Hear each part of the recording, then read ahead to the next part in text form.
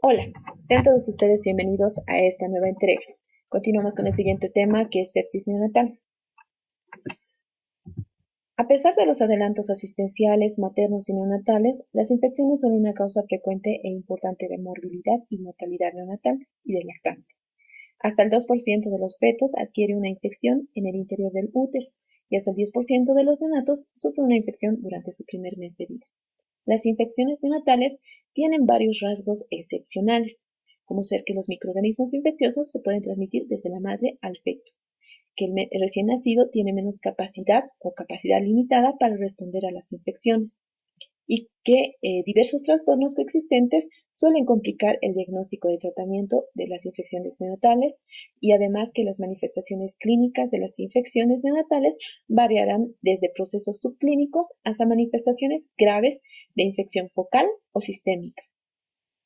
Muchas veces durante la gestación no se han diagnosticado las infecciones maternas, que constituyen la fuente de una afectación transplacentaria del feto, ya que la madre estuvo asintomática o presentó signos y síntomas inespecíficos en el momento de la infección.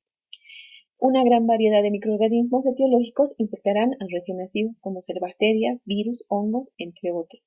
Y los recién nacidos inmaduros de muy bajo peso, eh, pese a que se ha mejorado su supervivencia, permanecen en áreas hospitalarias durante bastante tiempo, lo cual le plantea un alto riesgo de infecciones adquiridas. ¿Qué es sepsis neonatal? Sepsis neonatal es la situación clínica derivada de la invasión y proliferación de bacterias, hongos o virus en el torrente sanguíneo del recién nacido y que se manifiesta dentro de los primeros 28 días de vida. La Sociedad de Medicina Crítica y el Colegio Americano de Medicina del Tórax procuraron un consenso definiendo la sepsis como un síndrome de respuesta inflamatoria sistémica asociado a un proceso infeccioso. Acá tenemos las definiciones del síndrome de respuesta inflamatoria y sistémica y de sepsis en los pacientes pediátricos, donde SIRS es la respuesta inflamatoria sistémica a diversas agresiones clínicas manifestado por dos o más de las siguientes condiciones. Una inestabilidad térmica, donde podemos encontrar a un neonato con hipotermia menor a 35 grados centígrados o hipertermia con mayor a 38,5 grados centígrados. Una disfunción respiratoria, donde valoraremos si es que existiese taquipnea, que es considerada cuando está la frecuencia respiratoria mayor a 2 desviaciones estándar sobre la media para su edad, y la hipoxemia, cuando la presión arterial de oxígeno se registra en menor a 70 milímetros de mercurio a aire ambiente. Podemos encontrar también una disfunción cardíaca donde se valorará taquicardia, donde una frecuencia cardíaca está a mayor de 2 desvíos estándar sobre la media para su edad, un retraso del llenado capilar mayor a 3 segundos, otros autores indican mayor a 2 segundos, hipotensión que estará dada por mayor a 2 desvíos estándar por debajo de la línea media para su edad. Además encontraremos anomalías de la perfusión, donde se verá oliguria con una diuresis menor a 0,5 ml por kilogramo hora. En la gasometría podemos ver una acidosis láctica, donde existirá una elevación del lactato plasmático y un pH arterial que será menor a 7,25, además de alteraciones del estado de conciencia. Y han definido sepsis como una respuesta inflamatoria sistémica asociada a un proceso infeccioso, como previamente lo dijimos. La clasificación. La clasificación de la sepsis neonatal está dada por la sepsis precoz y la sepsis tardía. Estas dos debutan en los primeros 3 a 5 días de vida. La sepsis precoz, también ha sido catalogada como sepsis vertical, y la sepsis tardía, que se suele iniciar los síntomas pasadas las 72 horas de vida de la primera semana de vida. También en este grupo están las sepsis nosocomiales. Sin embargo, este criterio cronológico para diferenciar el tipo de sepsis no está exento de errores, pues hay sepsis de transmisión vertical de inicio tardío que con este criterio no sería considerada como tal, y la sepsis nosocomial de inicio precoz que sería falsamente clasificada como vertical.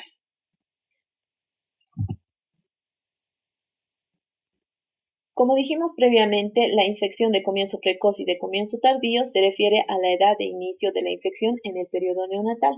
En un principio, valga decirlo, fueron divididas de manera arbitraria entre infecciones que se producen antes y después de la primera semana de vida, pero resulta más útil separarlas según su patogenia en relación con el parto. Las infecciones de comienzo precoz se adquieren antes y durante el parto, que es la transmisión vertical de la madre hacia el hijo. Las de comienzo tardío se contraen después del parto o a partir de los microorganismos intra o extrahospitalarios. La edad de comienzo depende del momento de la exposición y de la virulencia del microorganismo infectante. También puede producirse infecciones de comienzo muy tardío, inicio más allá del primer mes de vida, sobre todo en los recién nacidos pretérmino, de muy bajo peso al nacer, o en recién nacidos que requieren cuidados intensivos prolongados. Entonces, tomando en cuenta el mecanismo de transmisión, la sepsis será sepsis de transmisión vertical, que es la perinatal, que será la que es causada por gérmenes localizados en el canal genital materno que contaminarán al feto por vía ascendente, progresando por el canal del parto hasta alcanzar el líquido amniótico, o por contacto directo del feto con secreciones contaminadas al pasar por el canal del parto. Se ha relacionado con la aparición de rotura prematura de membranas amnióticas, la coriomionitis o el parto prematuro. El mecanismo de transmisión otro es conocido como la sepsis de transmisión nosocomial, que es la que está producida por microorganismos localizados en los servicios de neonatología y que colonizarán al niño a través del personal sanitario. Estas infecciones nosocomiales o adquiridas en el hospital son responsables de una morbilidad y mortalidad tardía importante en los recién nacidos hospitalizados. Muchos autores definen como infecciones que se producen una vez transcurridos 3 días de vida y que no se adquieren directamente desde el aparato genital de la madre. ¿Cuál es la etiología? Es diferente en cada país, ciudad, hospital e incluso en cada sala de neonatología, debiendo considerarse además los cambios de gérmenes según la época, por lo que es aconsejable realizar investigaciones etiológicas permanentes en las salas de neonatología a fin de conocer el panorama bacteriano predominante. En la sepsis de transmisión vertical, los gérmenes más frecuentes son el Streptococo beta hemolítico del grupo B, la E. coli y la Listeria monocytogenes. Y en la etiología de la sepsis de transmisión nosocomial, en orden de frecuencia se consideran al Staphylococcus aureus, al Staphylococcus epidermidis, el Haemophilus influenza tipo B, Streptococcus fecalis, la Klebsiella pneumoniae, la Pseudomonas aeruginosa, el Acinetobacter baumannii, Proteus mirabilis, entre otros. Y dentro de las causas no bacterianas de infecciones neonatales sistémicas están los virus, más frecuente el adenovirus, citomegalovirus, enterovirus, parecovirus, parvovirus, los virus de la hepatitis B, el VIH, rubiola, herpes, varicela zoster. Dentro de los micoplasmas, el Mycoplasma hominis, el Ureaplasma urealyticum. Dentro de los hongos, el más frecuente el género Candida. Dentro de los protozoarios, Plasmodium, Toxoplasma gondii y el Trypanosoma cruzi. ¿Cuáles son los factores de riesgo para la sepsis neonatal? Uno de los factores de riesgo más importantes es la inmadurez del sistema inmune, donde el paso transplacentario es reducido de la inmunoglobulina G materno hacia el feto. Generalmente es más reducido en aquellos recién nacidos pretérmino. Además que se debe tomar en cuenta también la inmadurez relativa de todos los mecanismos inmunes, como ser los fagocitos, la actividad de complemento, la función de los linfocitos T, entre otros. Otro factor de riesgo es la exposición a microorganismos del tracto genital materno, donde puede existir una infección amniótica por vía ascendente, contacto del microorganismo durante el parto y el parto prematuro desencadenado por una infección, como por ejemplo una coriomionitis. Los factores de riesgo periparto son los traumatismos que se pueden ocasionar al recién nacido, ya sea en piel, vasos, durante el parto. O también puede ocasionarse el SCAR del cuero cabelludo por electrodos u otros procedimientos que se han de realizar en el recién nacido. Otro factor de riesgo son los procedimientos invasivos en las unidades de cuidados intensivos, donde los más comunes son la intubación endotraqueal prolongada, la colocación de catéteres intravasculares, la alimentación intravenosa, los drenajes pleurales y los shunts de líquido cefalorraquídeo. Otro factor es el incremento de la exposición postnatal a la presencia de otros neonatos colonizados en las unidades de cuidados intensivos neonatales cuando están saturados, la pletora hospitalaria, la hospitalización prolongada del recién nacido o la escasez del personal sanitario que puede llevar a una contaminación de los recién nacidos por una mala técnica de lavado cuando existe mucho paciente. O pobres defensas de superficie, como ocurre en los recién nacidos pretérmino, ya que ellos tienen una piel fina que es fácilmente erosionable, ya sea por las vendas, eh, por las telas adhesivas, micropor, etc. La presión antibiótica, que va a condicionar a la aparición de microorganismos resistentes o una infección por hongos. ¿Cuáles serán las manifestaciones clínicas que ha de presentar nuestro paciente? Puede ser variada y por ello ser muy inespecífica. La clínica inicial que presenta el paciente es que generalmente la enfermera o la mamá nos dice, no va bien, no va bien, lo veo mal, o que existe una mala regulación de la temperatura, existiendo periodos de hipotermia o hipertermia, o dificultad en la alimentación, apatía o existir taquicardia inexplicable en el recién nacido. En la fase de estado se va a acentuar esta clínica inicial, pero además vamos a presentar a nivel digestivo rechazo de las tomas, vómitos, diarrea, distensión abdominal, hepatomegalia e ictericia. Dentro de los síntomas respiratorios puede existir quejido, aleteo, retracciones intercostales, respiración irregular, taquipnea, cianosis o periodos de apnea. A nivel renal encontraremos probablemente oliguria. A nivel cardiovascular, palidez, una piel moteada, fría, pegajosa, además de taquicardia, hipotensión y bradicardia. A nivel del sistema nervioso central tendremos un paciente aletargado, irritable, con temblores, puede llegar incluso hasta las convulsiones, hiporreflexia, hipotonía, reflejo de Moro anormal, una fontanela bombada y el llanto es agudo generalmente. Y dentro de las manifestaciones hematológicas, el paciente puede estar con esplenomegalia, ictericia, palidez, presentar petequias, púrpura o algún tipo de hemorragia activa. Y dentro de la fase tardía se va a acentuar esta clínica, pero además va a aumentar lo que es la palidez, la cianosis, el moteado de la piel, teniendo un aspecto séptico, además de hipotermia, pulso débil. Vamos a encontrar una respiración irregular con un llenado capilar lento, mayor a 2 o 3 segundos, hipotensión. Dentro de los signos hematológicos, el paciente lo vamos a encontrar histérico con una hiperbilirrubinemia mixta, hepatoesplenomegalia, palidez, púrpura y hasta hemorragias. Para lo cual nosotros debemos considerar los criterios clínicos para el diagnóstico de sepsis en un contexto internacional, que ha sido adaptada por la Organización Mundial de la Salud, donde el tratamiento integrado de la enfermedad de la infancia y criterios de la OMS para infección graves en los niños tomará en cuenta los signos neurológicos, respiratorios, cardíacos, gastrointestinales, dermatológicos, musculoesqueléticos y otros como la temperatura del recién nacido.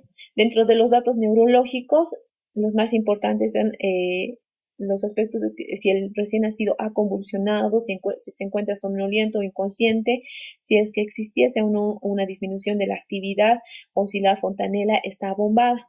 Dentro de los signos respiratorios, vamos a encontrar una frecuencia respiratoria mayor a 60 respiraciones por minuto, con quejido asociado a tiraje torácico intenso y cianosis central.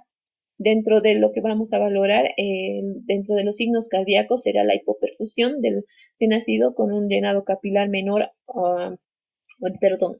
a 2 o 3 segundos, existiendo también un pulso rápido o débil. Dentro del aspecto gastrointestinal, vamos a valorar si es que existe o no ictericia, alimentación deficiente o la distensión abdominal. A nivel dermatológico, se hará la búsqueda de pústulas cutáneas, eritema o purulencia periumbilical. A nivel musculoesquelético, evidenciaremos edema o eritema en las regiones que recubren los huesos y articulaciones. Y entre otros, como dijimos, la temperatura, que puede estar hipotérmico o hipertérmico. El diagnóstico, primero tenemos la sospecha diagnóstica, que se va a fundamentar en la presencia de factores de riesgo de infección de transmisión vertical, siendo el principal factor la presencia de bacterias patógenas en el canal genital materno. Para evaluar la infección o la sepsis en un recién nacido, como dijimos, debemos tomar en cuenta los factores de riesgo. Dentro de los específicos tenemos la infección materna durante la gestación, si existió o no infección urinaria, coriomionitis, si existe colonización materna de estreptococos del grupo B, Neisseria, gonorrea, herpes simple.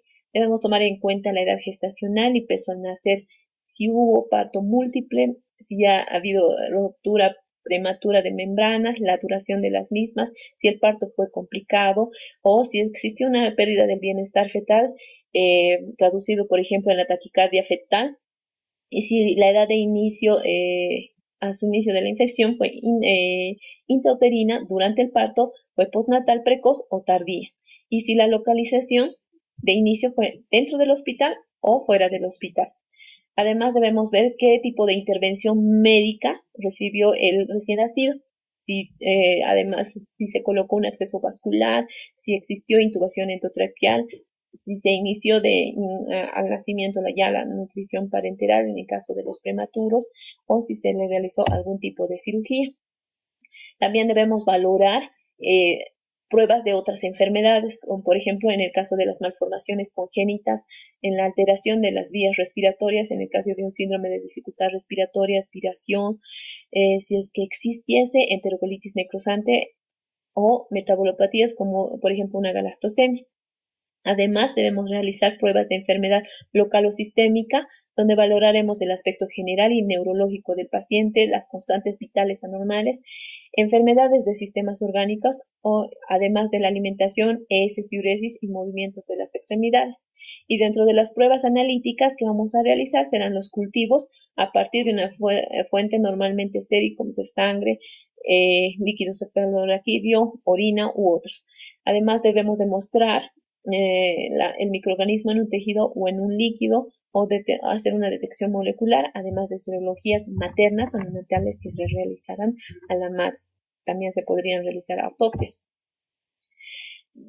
Otras pruebas que vamos a realizar son las pruebas de inflamación, si existiese leucocitosis, alteración de los restantes de fase aguda o de las citocinas, o si existiese pleocitosis en el líquido cefalorraquídeo, sinovial o pleural, o alteraciones de la coagulación, o como en el caso de una coagulación intravascular diseminada, donde encontramos productos de degradación de fibrina o dímero D. Además, debemos realizar pruebas de enfermedad sistémica multiorgánica, una gasometría, pruebas de función renal, pulmonar, hepática y de médula ósea. Acá tenemos un esquema, un algoritmo donde nos ayudará para determinar la patogenia de las infecciones hematógenas transplacentarias. En el caso de la infección amniótica, si es que existió aspiración e ingestión, nosotros vamos a ir pensando si es que es una causa pulmonar o si ha habido una colonización digestiva, para determinar la bacteriemia y el foco de inhalación. Al igual también, si es que en el paso, en el canal del parto, si es que las secreciones vaginales fueron aspiradas o ingeridas, para determinar igual si es que fue una alteración pulmonar como una neumonía que va a llevar a una bacteremia, o si hubo una colonización digestiva que nos va a llevar a la bacteremia en el momento del parto. Y cómo fue la exposición al microorganismo. Donde van a influir factores en el equilibrio entre la salud y la enfermedad en los recién nacidos expuestos a un patógeno potencial, donde se tomarán en cuenta la edad gestacional, el tiempo de rotura de prematura de membranas, si existió o no una enfermedad subyacente, si la inmunidad local y barreras mucosas o epidémicas son eficaces, o existe un descenso del funcionamiento inmunitario local, por ejemplo, en los prematuros, o si que existe el tipo de microorganismo, ¿no? Si es menos virulento o es más virulento, si está asociado o no a material también, como ser en el caso de la ventilación o la colocación de catéteres, y el tipo de inoculación, si fue baja o fue alta. Acá tenemos un esquema que también nos va a ayudar para ver, para confirmar la sepsis obtenida de una revista peruana, y las variables clínicas y de laboratorio usadas para el diagnóstico de sepsis en recién nacidos en este país. Los diagnósticos diferenciales. Los diagnósticos diferenciales que se realizan en la sepsis neonatal son varios. A nivel, podemos hacer diagnóstico diferencial con entidades cardíacas, como ser congénitas, donde podemos encontrar un síndrome de hipoplasia de cavidades cardíacas izquierdas u otras enfermedades estructurales, pero también tenemos que hacer diagnóstico diferencial con la hipertensión pulmonar persistente del recién nacido, o con las diagnóstico diferencial con con las lesiones cardíacas adquiridas, como en el caso de miocarditis, shock hipovolémico o cardiogénico. Diagnóstico diferencial también se debe realizar con enfermedades gastrointestinales, como ser la enterocolitis necrosante, la perforación gastrointestinal espontánea, anomalías estructurales gastrointestinales o alteraciones como insuficiencias hepáticas, como en errores innatos del metabolismo o en la hemocromatosis neonatal. Diagnóstico diferencial con enfermedades hematológicas puede ser con el púrpura fulminante neonatal, trombocitopenia inmunitaria, neutropenia inmunitaria, anemia grave, neoplasias como la leucemia congénita, histiocytosis de Langerhans, trastornos de coagulación hereditaria, y también el diagnóstico diferencial con el síndrome hemofagocitosis familiar. Dentro de las alteraciones metabólicas que debemos hacer diferencia con la sepsis neonatal son la hipoglicemia, donde también vamos a presentar convulsiones, trastornos suprarrenales como la hemorragia suprarrenal, insuficiencia suprarrenal, hiperplasia suprarrenal congénita, o errores congénitos del metabolismo como las acidurias orgánicas, acidosis láctica, entre otros.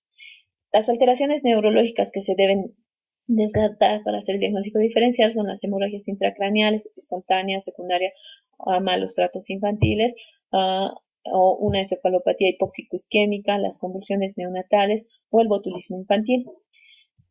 Se debe hacer diagnóstico diferencial en el área respiratorio con los síndromes de dificultad respiratoria, neumonía aspirativa, ya sea por el líquido amniótico, meconio contenido gástrico, hipoplasia pulmonar, fístulas traqueoesofágicas o tratarse tal vez de una taquimia transitoria del recién nacido. Dentro de los exámenes complementarios que nosotros solicitaremos al neonato, dentro de los obligatorios tenemos el hemocultivo, que nosotros debemos realizar 2 muestras sanguíneas simultáneas de lugares diferentes. No se debe tomar las muestras del catéter venoso central por si acaso. También se debe realizar un hemograma completo donde nos muestren las 3 series, además de realizar un PCR cuantitativo. Se debe realizar también la extracción del líquido cefalorraquídeo para solicitar el citoquímico, tinción Gram y cultivo. Los recién nacidos más de 48 horas de vida se debe sospechar, en recién nacidos más de 48 horas de vida se debe sospechar de meningitis. Además, también solicitaremos los cultivos de orina y heces. Y en alguna ocasión de líquidos de tercer espacio si es que existiese correlación clínica. Y dentro de los opcionales tenemos la glicemia, la gasometría, los electrolitos, las pruebas de función renal, pruebas de coagulación, radiografía de tórax y abdomen y la ecografía según requerimiento del paciente. Bueno, de su entidad, ¿no? Dentro del tratamiento, la sepsis de comienzo precoz, generalmente el tratamiento es ampicilina más un aminoglucósido. Esto debe recibir por el lapso de 10 días en caso de bacteriemia, 14 días en el caso de que sea de un estreptococo del grupo B o en caso de meningitis no complicada, y vamos a ampliar este periodo hasta 21-28 días en casos de infecciones complicadas. Una pregunta de examen frecuente es ¿por qué se da la ampicilina? Generalmente esta se da, a pesar que tiene una amplia cobertura, se da principalmente por la Listeria monocitógenes. En caso de la sepsis de comienzo tardío, que serían las intrahospitalarias, se debe asociar vancomicina más aminoglucósido, y la duración va a depender del patógeno y del foco en donde se encuentra. Debemos considerar la interrupción de este tratamiento si no aislamos un patógeno en los cultivos. Aquí tenemos los antibióticos más utilizados o más frecuente en el área de neonatología, que está dado por el peso y la edad del paciente, que no es las dosis y el horario no es lo mismo. ¿Cuáles son las estrategias terapéuticas no antimicrobianas? Primero nosotros vamos a tomar en cuenta lo que son los estimuladores de colonias recombinantes, cuya potencia, que lo que va a lograr va a ser potenciar el número y la función de los neutrófilos, pero no va a reducir la infección cuando se administra como profilaxis, o no va a existir mejoría de la supervivencia cuando se administra como tratamiento. Además, también podemos dar las inmunoglobulinas intravenosas, mismas que van a aumentar la citotoxicidad dependiente de anticuerpos y va a mejorar la función de los neutrófilos. Pero no hay pruebas que las inmunoglobulinas intravenosas reduzcan la mortalidad de la sepsis sospechada o confirmada. ¿Cuáles serán las estrategias de prevención? Vamos a tomar en cuenta 3. La profilaxis antimicrobiana intraparto, donde se administrará penicilina o ampicilina 4 horas antes del parto a la madre. La profilaxis con fluconazol, su administración será en dosis en función del peso al recién nacido de menos de 1500 gramos. Y los suplementos de lactoferrina bovínica con un probiótico que es el Lactobacillus rhamnosus, donde el LFB es una glucoproteína de la leche humana con un papel en la respuesta inmunitaria innata, y el Lactobacillus rhamnosus va a potenciar la actividad de la lactoferrina. Las complicaciones que puede presentar esta entidad. Lo que vamos a presentar puede ser el choque séptico, trastornos de coagulación intravascular diseminada, una enterocolitis necrotizante y trastornos hidroelectrolíticos metabólicos y de ácido básico. Bueno, con esto hemos terminado. Muchas gracias por su atención. Cualquier pregunta en el foro debate. Hasta una próxima.